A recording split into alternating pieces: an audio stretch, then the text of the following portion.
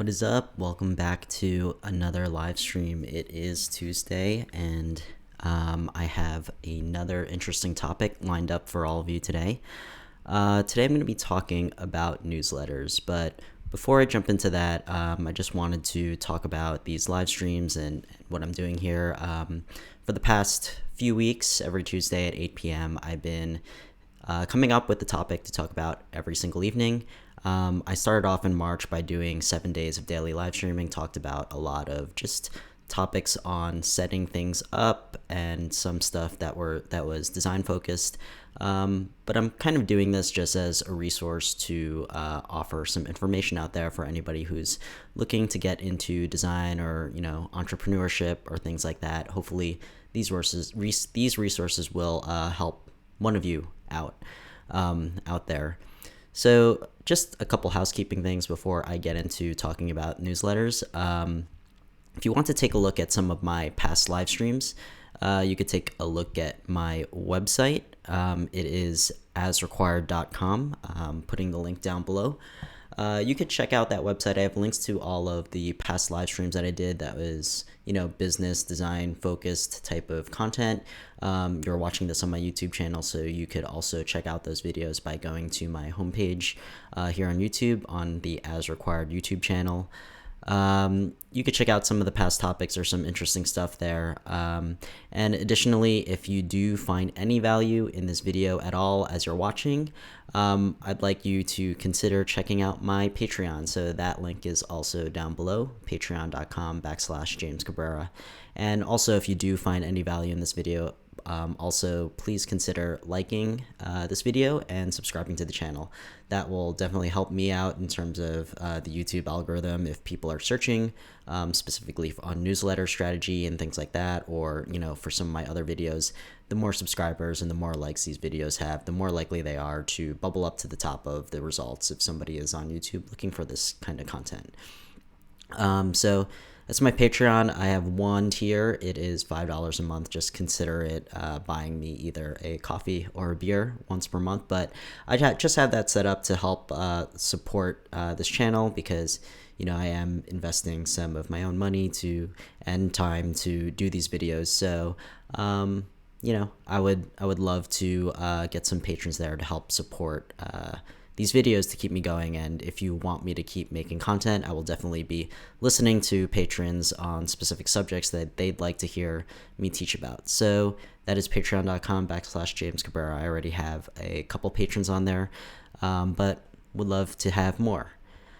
Okay, so jumping into it, we are going to be talking today about newsletters. So newsletters has always been kind of a topic that has been a part of every single job or company that I've worked for in the past. And I've also experimented with some newsletters. So it was a topic that I thought might be an interesting thing to cover. Before I jump into newsletters fully, I'll give you a quick background on myself. My name is James Cabrera. I am a designer that is currently working at a company called The Block, which is a research and news company focused on cryptocurrencies.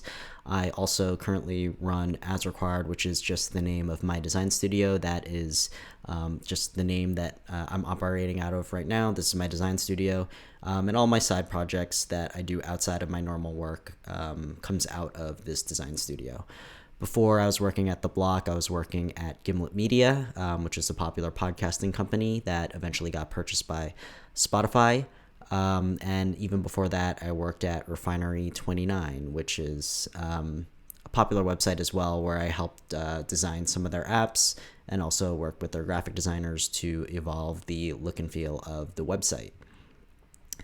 So, even before that, I actually had graduated in math and physics, so it's also part of the reason why I'm doing these videos. So I'm completely self-taught in all the stuff.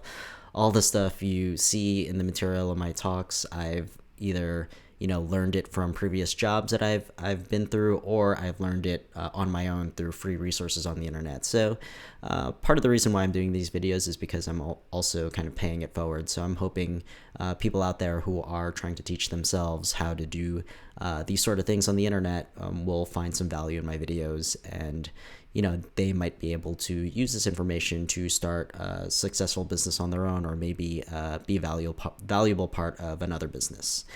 So that's a little bit of a background on me. And in every single one of these companies, I have been somewhat involved at some capacity with their newsletters. So what is the deal with newsletters? So I'm going to talk about that. What's the deal with newsletters? So newsletters is almost like, I think even before podcasts, the joke that everybody has a podcast now. The same is true for newsletters, maybe at the same time, or maybe even before podcasts became a thing. So now you're seeing almost everybody has some sort of newsletter or is asking you to sign up for the newsletter. So there is some sort of, rush to creating or trying to form a newsletter. So what's the deal with them?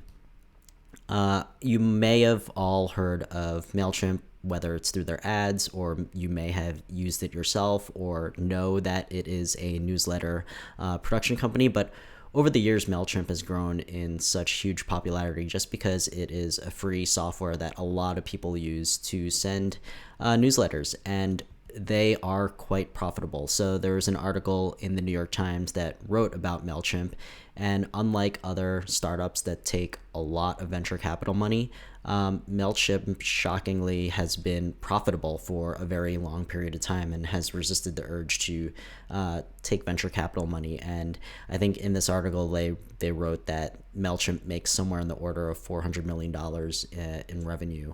And this article was written back in 2016. So there's definitely a lot of money in newsletters right now, which kind of shows that there's a lot of people, trying them out and trying to create a newsletter that's profitable. So a lot of people are definitely using MailChimp as a service, and you could see it in all the ads. If you live in New York City, you'll always see their ads across the subways, and the way they could afford that is because there's a lot of money in newsletters. And additionally, there are new players in this space as well. So a popular company that's up and rising is a company called Substack, which is also a newsletter provider, but the difference between Substack is that they allow people who send newsletters through their service, they allow them to collect subscriber money. So Substack has grown in huge popularity lately, which is also part of the reason why I decided to do this talk, and because I realized that there is this huge attention that's being brought onto newsletters. And you could tell that because they recently raised $15.3 million by Andreessen Horowitz. So there is definitely a lot of stuff happening in this space. Like I said, Substack is a new service that allows newsletter writers to collect a subscription fee. So they have built-in checkout, things like that. So people could actually make money on their newsletters. So there's definitely a lot of attention in this space, and you might be wondering, this is just a screenshot of a separate email address that I've dedicated solely to newsletters.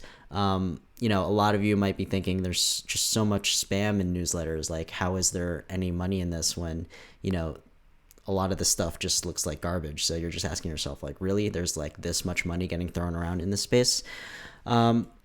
But the truth is, if you actually go to Substack and you look at the top paid publications there, and you just take a look at some of the numbers here. So the Dispatch, tens of thousands of subscribers at $10 a month.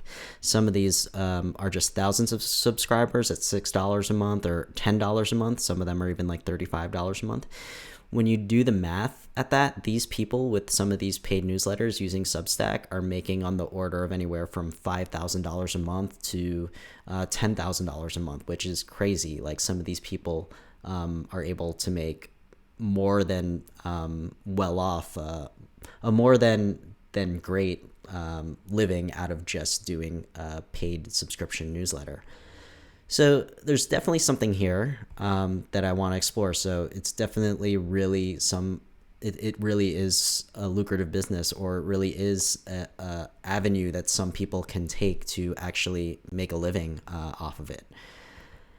So there's definitely an interesting opportunity here, and there are definitely people who are actually willing to pay money for a newsletter. So why is that? So I'm gonna just jump into some of the reasons why, or what is different about a newsletter than any other form of communication where you might possibly put that content. For example, a website, a blog, or anything else like that. So I'm just going to go into the top reasons why email is particularly interesting and what is kind of the value proposition of using email, which is why there's so much attention being brought onto it.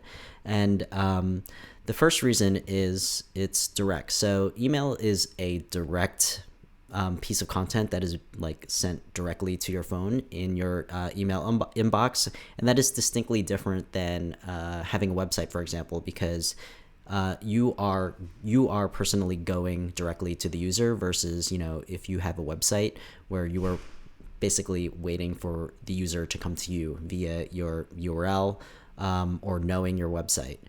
Of course, there's a little nuance in there, is that you need to get people to subscribe, but once you have people subscribed, it is literally you sending the content to where the user is versus sitting around and waiting around for the user to come to you if you have a website or one of the other forms of communication, or a podcast, for example. You're relying on users to find you. And also on some of those other platforms, if you are not talking about your own website, you're relying on the user to find you through some sort of medium. So for podcasts, for example, you're relying on Apple Podcasts or Spotify, and that is the player in between the user and you. Whereas when you talk about a newsletter or you talk about email, there is no intermediate platform, I guess, aside from the email client, but that plays a much smaller role than if you have a bigger platform like Apple or Spotify when you're talking about podcasts that get in between users and your content. The other interesting opportunity with email particularly is that it is cheap. So when you compare it to a website, for example, in order to stand up a website, you need to have some sort of web server to host your content. That costs money. You need to get a domain name. That costs money. But when you compare that to emails, all you really need is some sort of email address or email client. And for the most part, a lot of those you could get for free. You could start a Gmail for free, or a lot of these services are free. And when it comes to hosted content, you're not hosting any content whatsoever. Emails, that content is just in an email sent directly to users. So when you compare sending content through a newsletter versus some of the other forms of delivering content to a user, email is considerably cheap. And also you compare that to videos, for example, for YouTube. There's a lot of production that goes behind producing videos, whereas written content, I guess some might say that it is the cheapest form or cheapest type of content to produce in the written form versus, having to produce a video or any of those other forms of generating and producing content. The other thing is that with email, it's habitual. So what do I mean by that? Habitual in the terms of every single user is kind of has it in their psyche to check their email every single day. And for you to be in a user's inbox, you are in a place that you know that a user is going to be checking every single day. If you have your own privately owned website, there's no guarantee that the user is going to know that, or like put it into their schedule to go to this blah blah blah.com every single morning. But a user is going to always be checking their email every single day. So there is some sort of opportunity there to be in that place that the user is going to be every single day on a habitual basis. So emails and newsletters have that going for it. And then the last thing that I'm going to touch on, of course, there's a lot of other things, but these are the most important things, is that emails are very personal, or at least they should be personal. So if a user is inviting you into their inbox, that is a very personal space, at least for me. So to be let into that space, you have an opportunity to really talk directly to the user, and you have an opportunity to make a stronger connection with the user with whatever it is your content is. It doesn't matter if you're selling a product or if you're just sharing your thoughts.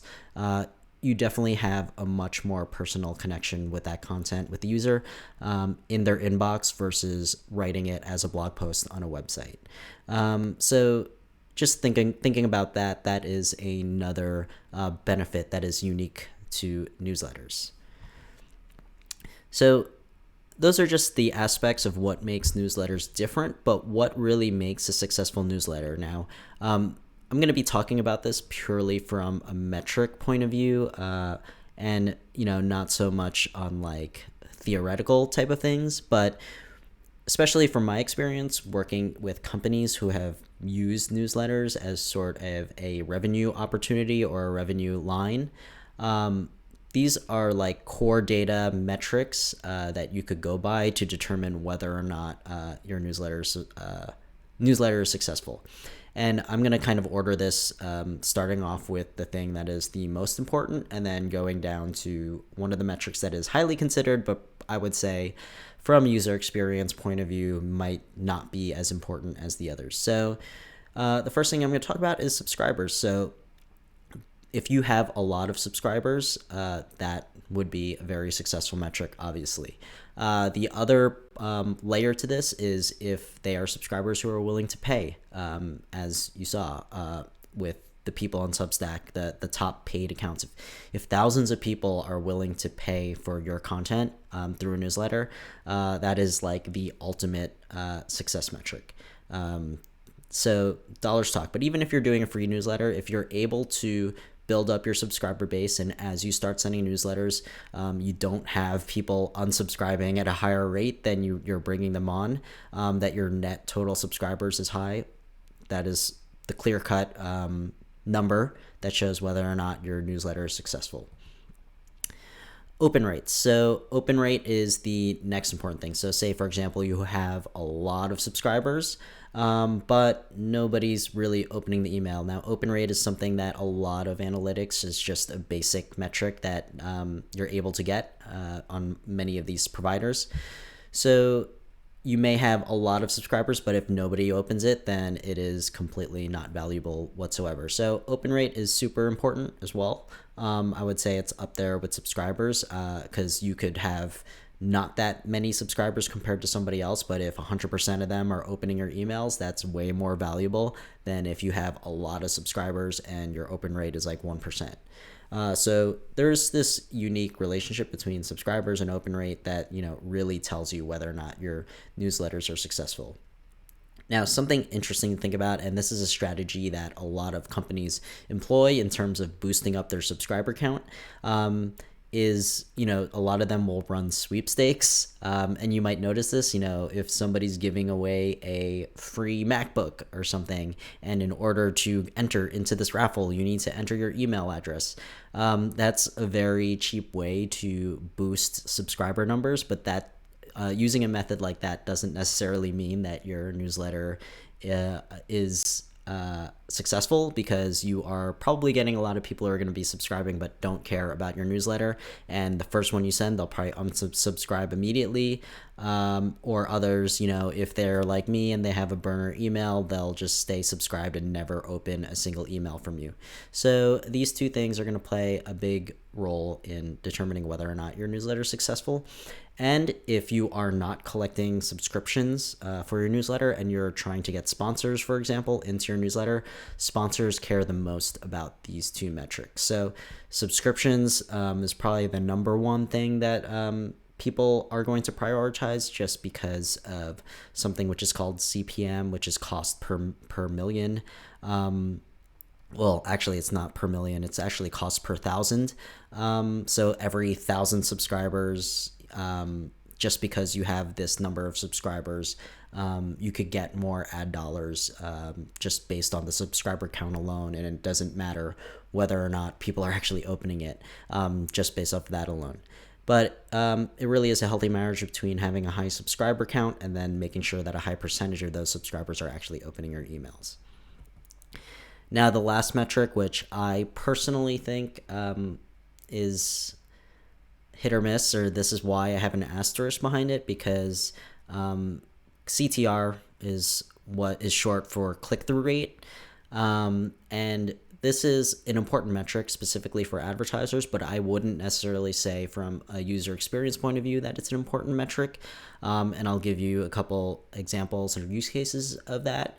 And that is because, for example, so let's just talk about click-through rate. So what click-through rate is if you have links in your email, how many people are actually clicking on the links of the people that opened it. So if you take all the people that open your email and then how many clicks that happened across, it doesn't matter how many links that are in your email, that is the click-through rate. So you could essentially have higher than 100% click-through rate if a single user clicked multiple links within a single email. And the reason why this is an important success metric in emails is because advertisers, if you were to get a sponsor or an advertiser into your newsletter, they like to see that if they put their message in there, they want people to click on it. So the higher the click-through rate, supposedly the higher possibility people are going to click on an advertiser message in there. And I think this is controversial because you could put super clickbaity or controversial stuff in your email and just get people to click it. And, you might be able to say that, hey, my email is successful even if the content in it wasn't meaningful or wasn't useful to the user, and they just clicked and they may not have had a good feeling after doing a click in there. So while click-through rate is an important metric, I wouldn't count it as a metric to look at to really determine whether or not your newsletters are successful. So now that you kind of know the raw metrics that you're able to measure yourself on to decide whether or not your newsletter is successful, I'm going to give a couple tips on how to make a successful newsletter, given this stuff in mind, and then also given some user experience things and just thinking about email in itself, and thinking about being empathetic about the user and thinking about from the user's experience, does your newsletter actually provide them value to keep them around or maybe even get them to pay for your newsletter. Now, of course, the number one thing is content. So if you don't have the content, or if your content is not really meaningful, or you're just kind of aggregating a lot of stuff around the internet and just regurgitating it to someone, and like your content is just not useful, you're not going to be successful. And this is something that I can't really give you a tip on, is the content itself. That's really up to you to determine what you want to write about. But thinking about the content in terms of the earlier part, like, is there some sort of personal aspect to it? Are you really leveraging the direct nature of newsletters? You should think about how you craft the content, or determining what you want the content of your newsletter to be based off of those sort of things, of what really makes email different than posting it on a website. So content is going to be the most important thing, and I'm going to leave that up to you to decide, because that you are the person who's going to be writing your newsletters. But content is going to be the most important thing before you start, trying to think about other strategies in terms of making a successful newsletter. The next tip that I could give about making a successful newsletter is what I'm saying: keep it email. So when you think about all the different newsletters that you get in your inbox, say for example you bought a pair of shoes from a website and you put your email in and you get a bunch of promotional emails, just thinking about that and thinking about all the different types of promotional emails that you get, you kind of already ingrained in the back of your mind what a promotional email looks like. So when I talk about keeping it email, if you're going to send a newsletter, it should feel as much like a handwritten email as possible. So the way you write your content, always have kind of like a hello name of the person, and just, keeping it core to the text. Also, what I mean by this is trying not to include as many graphics, because when people just start seeing images and graphics that doesn't look like a handwritten email that they might receive from maybe their friend or an acquaintance, the more that your email looks like a natural email that someone just genuinely wrote, the more successful it'll be. Just because when someone's in the mode of reading their emails, they want to read emails. They don't necessarily really want to be bombarded with graphics or promotional messages. or anything like that. So when you're writing your emails, just think about keeping it as much email as possible, keeping it as much text as possible, and try not to incorporate too much imagery. And if you are, keeping it more to the memorability of whatever brand or whatever the name of your email is. So try to keep it email. I've also gotten into this mistake just because I am a designer and I want to make everything look really pretty. That, when I first started designing emails, I wanted to put so many graphics. I wanted to look so cool. I wanted it to look like a website. But what I didn't realize is that, when people see that, a website inside of an email, it triggers this thing inside of their head that immediately causes them to dismiss it because it looks like every other promotional email that's trying to sell them something that's in their inbox. So as much as possible, keep it text, keep it email, and that will help you find success in creating a successful email.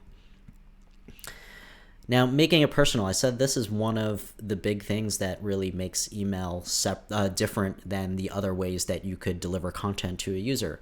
So really leverage that personal aspect of it, that personal written feel to it. So how do you sculpt your content that feels like it's directly written just for the person on the other end, even if you might have thousands of subscribers and you're writing one email to them? Leveraging certain things, like a lot of the email software allows you to bring in the first name and last name of each and every recipient. What are different little things, talking in terms of I and you and me, using those types of words, keeping it very personal, like you are directly talking with the person on the other end of this email. So that is really the that is what makes email different, or newsletters different than any other form of communication, is this, back and forth one-on-one type of correspondence. So any way you could, sculpt your content to reflect that will really help you out in terms of your newsletter. Now, providing a utility. Now, if you are going to be invited into somebody's inbox that, when you send them an email, they're going to get a notification on their phone. You want to make sure that when they read your email, they get some sort of value out of it. So think of how you could sculpt your content to, do your user a service, provide them some sort of utility. When you think about some of the most successful newsletters out there, for example, The Skim is a very successful newsletter that is out there. Their core utility with their content is that they're basically breaking down the news into very bite-sized bits that the user kind of gets the story just by reading it without having to go to 20 different websites to get that story. Think about that with your content. What is the utility that you're providing to the user that, kind of justifies your place in their inbox? How do you, craft your content to do a service to your user? So think about that. How could you make your content provide a utility to the person on the other end? And then the last thing, and I think this is also very important, is making it timely. So I think some of the most successful newsletters out there depends on timely content. It's current events type of things, in the moment types of topics, just analyzing what's going on, here and the now with what are the current topics out there. So making sure your content is reflective of what's going on, maybe within the past week, or, what's the flavor of the month, and crafting your content around those notes, making sure that it is timely, because if you are sending an email newsletter to a person and you're sending it to them at a specific time, and it's kind of like, when someone's expecting an email, the message is really tied to the now and the time. So making sure that your content in your newsletter is timely, it relates to what's going on now, and that really, will make a successful newsletter. Now, I personally have started a new newsletter. So this is brand new. I just launched this last week. So I am going to try embracing all of this stuff that I've talked about in the Value of the Newsletter in this newsletter that I'm creating, which is going to be called Logic and Perspective. So if you go to the URL below, asrequired.com/newsletter, you'll be able to sign up for a new newsletter. I haven't sent a new. I haven't sent one out yet. My first one is going to be this coming Sunday, and Logic and Perspective is just going to be kind of me taking out a specific topic, probably very timely, related to what's going on currently, or what's currently going on with my projects and my life, and I'm going to break it down with my own unique logic and my own perspective. I used to have a newsletter about 2 years ago, and I kind of really miss doing that, so I'm going to be bringing that back with this newsletter, and I'm going to be trying to incorporate all these sort of things that I've spoken about into this newsletter. So please consider signing up for that. That's over there. And then also with my Patreon, I sent out my first patron newsletter because I just opened up getting patrons this month. So along with that, I'm also going to be sending out a once a month patron update newsletter. So anybody who's a patron of the channel, I'm going to be including all of the things that I'm currently working on, and then also things that I'm planning on working on in the future in a newsletter that will be very timely, utilitarian to anybody who's a patron of the channel. So that is pretty much it on what I'm talking about in terms of newsletters. This is very quick, but I wanted it to be very pointed, and I wanted to give very useful information, and especially for people who have not thought about newsletters from the data point of view, or what really makes a successful newsletter. I hope these bullet points will help you out, and if you found anything useful in this video, I'd like you to consider liking this video, and also please consider subscribing to the channel. I'm constantly experimenting with these live streams, and I tried a different format. If you look at some of my past live streams, I had a specific format to it, but I'm going to be experimenting a lot with some of these live streams. So I'm going to be doing a live stream every Tuesday at 8 p.m. And I'm going to continue experimenting with this. So this format was a little bit different. Let me know if you like this or if you like the old style better. But I wanted for this to be very quick, very pointed, and to be more of like a talk format. So that was it. That's my spiel on newsletters. I believe I did not see any questions come in. So I'm just going to leave it at that. I will see you again on next Tuesday at 8 p.m. Please keep an eye out on asrequired.com. I try to post these on Sundays. The topic that I'm going to be talking about on Tuesday, I'll be posting them at some point in the day on Sunday, so you can know whether or not it's a topic you're interested in tuning in for. And then the live stream link will be up on my YouTube channel, so please subscribe to my channel so you can get notified when that link goes up live on Sunday. And then, of course, I'll be streaming on Tuesdays at 8 p.m. Like I said, you could visit my Patreon at patreon.com/James Cabrera. This is very quick talk on newsletters, and I hope to catch you in the next one. Peace.